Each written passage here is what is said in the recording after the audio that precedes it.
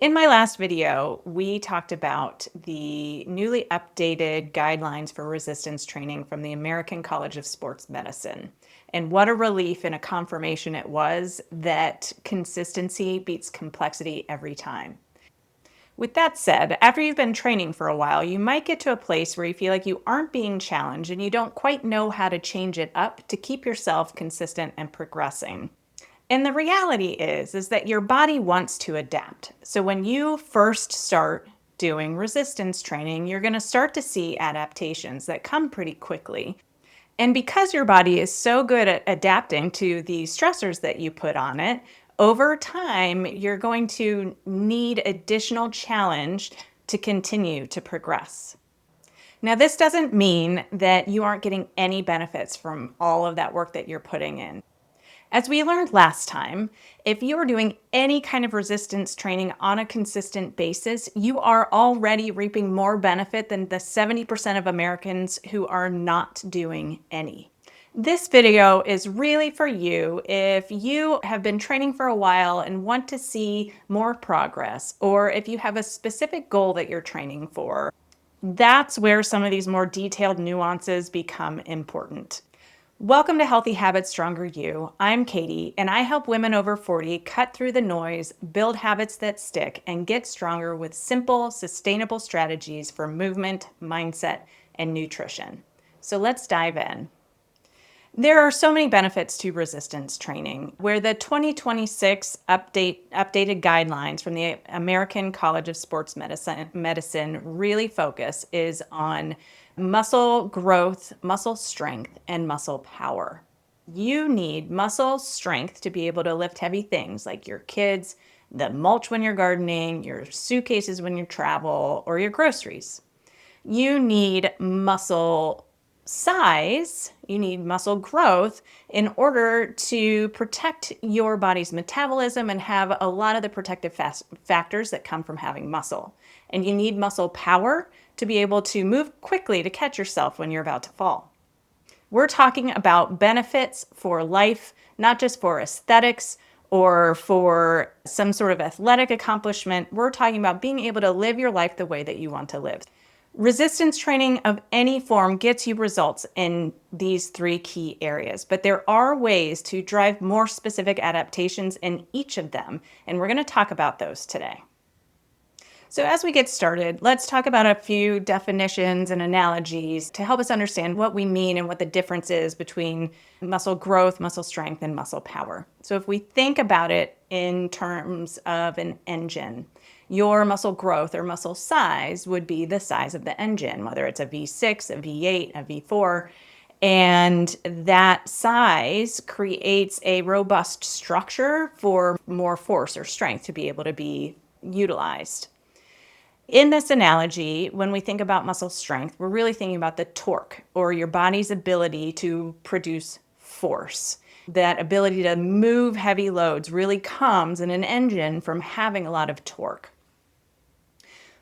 In the same analogy, the muscle power would be like the horsepower, and that is the ability to move quickly, move things quickly. So if each of these aspects, muscle strength, muscle growth, muscle power, have slightly different purposes, you could see that there might be a different way to train to get to each of those adaptations.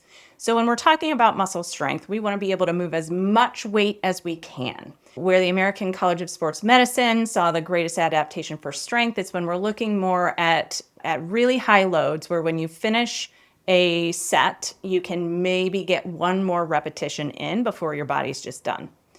And you're doing lower numbers. So you're doing 2 to 6 repetitions of an exercise, where when you finish, if you're doing 6, when you finish that 6th one, you can maybe get a 7th, but that's it.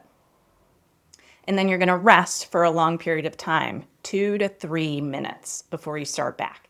That's something that I think a lot of us have trouble doing because we're so used to the approach of circuit training or feeling like when we're exercising, we need to constantly have our heart rate high.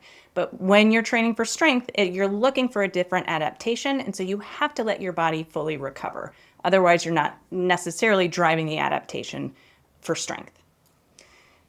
For when we're looking at muscle growth, or the fancy term for it being hypertrophy, then we're looking at a slightly higher number of repetitions, maybe 8 to 12 repetitions with a challenging weight. If you're doing 12 repetitions, by the time you get to that 12th, maybe you could have done 14, but you really are being challenged by those last few repetitions. And then you have a little bit less rest, maybe up to a minute, and then you're doing 2 to 3 sets of those. Over the course of a week, if you're wanting to really maximize your muscle growth, you're going to train at least 10 sets of each muscle group.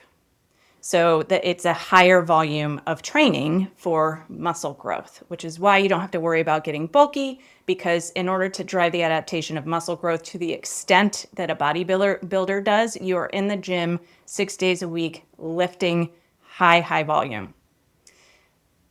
For power, this is a different approach because what we're looking at is moving weight fast. So we're going to go a little lighter than we would for either muscle growth or muscle strength because we want to be able to move weight quickly.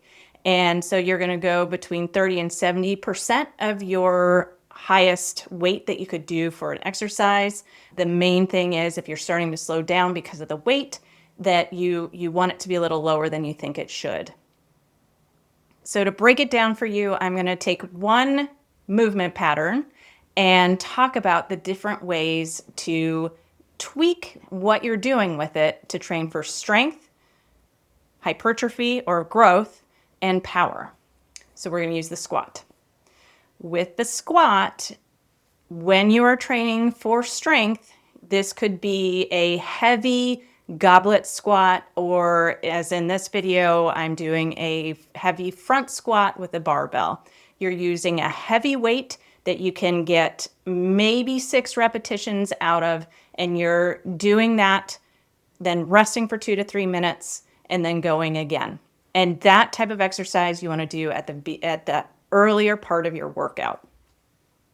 When you're training a squat for muscle growth, this is where you're going to take a weight that is challenging for you at 8 to 12 repetitions, and you're going to focus on moving slowly as you lower down into the squat and normal speed as you stand back up. So really focusing on that lowering part, giving your muscles time under, we call that time under tension, and focusing on that weight being challenging by the end of the set.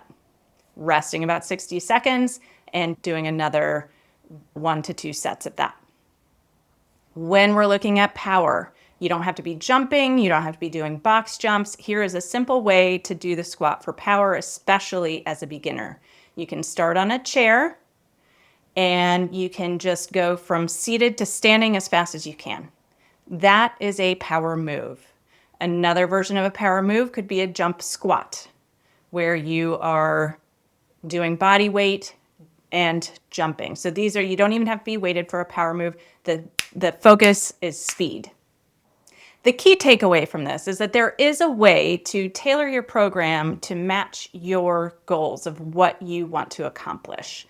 And next time, I want to dive into a little bit of some of the considerations that as women over 40, we might want to think about when we are creating our own programs or following a program, kind of identifying what are some of the ways that this is driving adaptations that help me get to my goal. In the meantime, you can go back and check out that 10-minute strength strategy video to get started with some of your training. And I look forward to sharing more with you next time. Send me your questions that you want answered, and we'll go from there. See you next time.